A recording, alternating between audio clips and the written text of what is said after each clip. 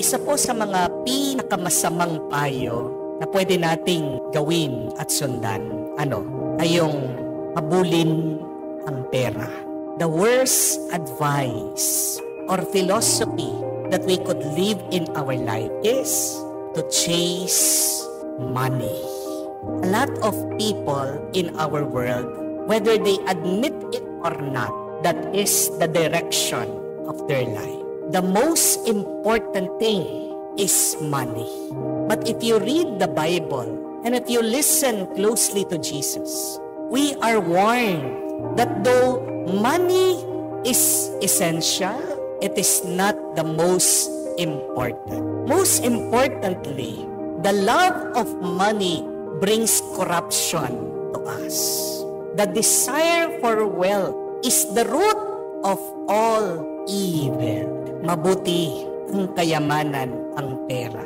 Pero mag-ingat tayo dito dahil ang kayamanan, pinapakita niya ang katotohanan ng iyong ugali at pagkatao. That is a good lesson to remember, my dear friends. That money mirrors our character. Gusto mong malaman ang pagkatao ng isang tao. Gusto mong malaman ang ugali mo. Tingnan mo kung paano mo ginagamit ang pera at kayamanan mo. Tingnan niyo po. When a person don't give money, that person is stingy and selfish. When a person gives out money, that person is generous. When a person uses his money for his family, that person loves his family. Amen?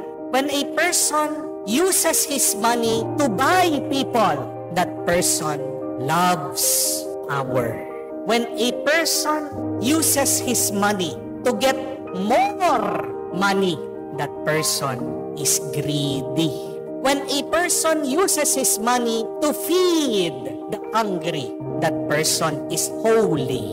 When a person uses his money, gives his money without expecting anything in return, that person is a truly loving person. When a person uses his money expecting something in return, that person is a businessman.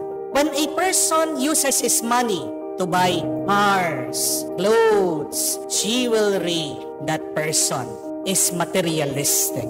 When a person manages properly his money, that person is responsible.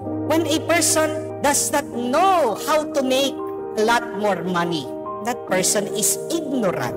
But when a person knows how to make more money, that person is smart.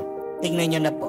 Gusto mong malaman ang ugali mo. Gusto mong makilala ang ibang tao. Napakahalaga, tignan mo paano niya ginagamit ang kayamanan at pera sa buhay niya. But also, my dear friends, we are reminded that money mirrors your destiny. Gusto mo bang makita kung saan ka papunta? Ano ang iyong kinabukasan? Pagmasdan mo din ang iyong paggamit ng pera at kayamanan. Yan po ang sinasabi ng ating ebanghelyo. That when God sees us using this honest money for the good, then He can give us heaven. Kung kaya mong gamitin ang maruming pera sa kabutihan, nilalaan ng Diyos sa iyo ang isang magandang kinabukasan at katapusan.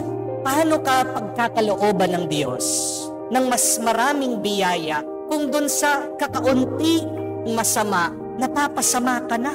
Kung bibigyan ka pa ng mas maraming, mas labis-labis, sobra-sobra ng Panginoon, baka yung masamang ugali mo, mapasobra din. Di po ba? Do you want to have enough, more, and overflowing in your life? Prove it by how you use dirty, dishonest money. Ang kasabihan nga ay, we will be judged when we have nothing and when we have everything in life. If you are faithful when you have nothing and you remain humble when you have everything, then God will reward you more. Ang malungkot na kwento, minsan, yung mga ibang tao, pagkakaunti ang pera, ang sama na ng ugali. Hindi po ba? Kakaunti ang pera, ano yung ugali? Nagwiwisit, hindi masaya, malungkot, napaka-tipid, kuripot. Hindi po ibig sabihin na pag ikaw ay nagkaroon ng pera, magiging masaya ka na at magiging mapagbigay ka na. Di po ba? Who you are when you were poor will still become the person when you become rich. Nothing will change. The only thing that will change when you become rich is your appearance. But the appearance of your soul, who you are, the character, remains the same. And sometimes, those bad attitudes will only grow bigger and magnify. At ang malungkot na kwento nga, minsan, pag ang tao, binigyan mo ng pera, lumalaki ang ulo. Di po ba? Yumayabang, bantayan niyo po ang iyong sarili. Baka isang dahilan yan, bakit hanggang ngayon, hindi pa kayo bine-bless ng Panginoon. I know, a lot of you are praying very hard to God. A lot of you have financial problems, I know. Nagnunubina, nagro-rosaryo, naglalakad ng paluhod sa loob ng simbahan. Anong hinihingi? Lord, give us financial blessing. Pero kung hindi pa dumarating ang pera sa inyo, God has a good reason. And what is that? God is protecting you from sinning. Kasi alam ng Diyos, pag binigyan ka niya ng maraming pera, maraming kayamanan, yayabang ka, lalaki ang ulo mo, at lalayo ka sa Kanya. See, sometimes when we have nothing, when we are poor, when we do not have money, it is there that we are very close to God. Di po ba? Pag marami kang utang, pag hirap na hirap ka, oras-oras, minu-minuto, nananalangin ka. Totoo ang iyong dasal. Bakit ayaw kang bigyan ng sobra-sobrang pera ng Panginoon? Kasi alam niya, mapapalayo ka at mapapasama ka. Just a gentle reminder, my dear friends, that when God blesses you materially, that when God gives you immense wealth, remain humble. Glorify the Lord. Be thankful always. Pag nagkaroon ka ng pera, sana wag lumaki ang ulo mo. Pag nagkaroon ka ng kayamanan, sana ang lumaki ang pananampalataya mo sa Diyos. Amen? Nung po minsan, nanonood po ako, nakita ko ang interview ng kapatid po ni Small Laude. Kilala niya po ba siya? Yung sikat na mayaman na vlogger sa YouTube, sa internet. Kapatid po niya, mayaman din, si Alice Eduardo. Sobrang yaman po ng kapatid niya, bumili po ng bahay doon sa Beverly Hills, sa Amerika. Beverly Hills po, sikat na lugar kung saan nakatira yung mga artists, mga sikat na singer, sila Taylor Swift, sila Elon Musk. Bilyon-bilyon po yung halaga ng kanyang bahay.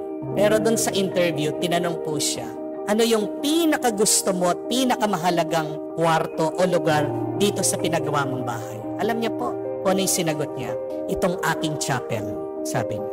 Nung pinagawa po niya yung bahay, ang unang-una na nirequest niya, pagandahin, doon sa gitna ng kanyang bahay, meron pong maliit na simbahan o lugar dalanginan. At tinanong po siya na nag-i-interview, gaano kakadalas pumupunta dito? She goes there whenever she has time, twice a day, in the morning before she sleeps. At tinanong siya, ano yung dasal mo? Ano ang dasal ng isang taong sobrang yaman, nasa kanya ng lahat? Alam niyo po yung sagot? She just says to the Lord, thank you. Morning and evening, yun lang po yung kanyang dasal at dalangin. Salamat po, Panginoon. Yun po pala ang isang sekreto ng mga mayayaman. Hindi po ba? Inuuna palagi ang Diyos. Nagpapasalamat palagi sa Diyos. My dear friends, do not allow money and wealth keep you far from God. Huwag mong hahayaan na ang pera at kayamanan sirain din ang kalinisan ng iyong kaluluwa. May pera ka, wala kang pera, manatili kang tapat at nagpapasalamat sa Diyos.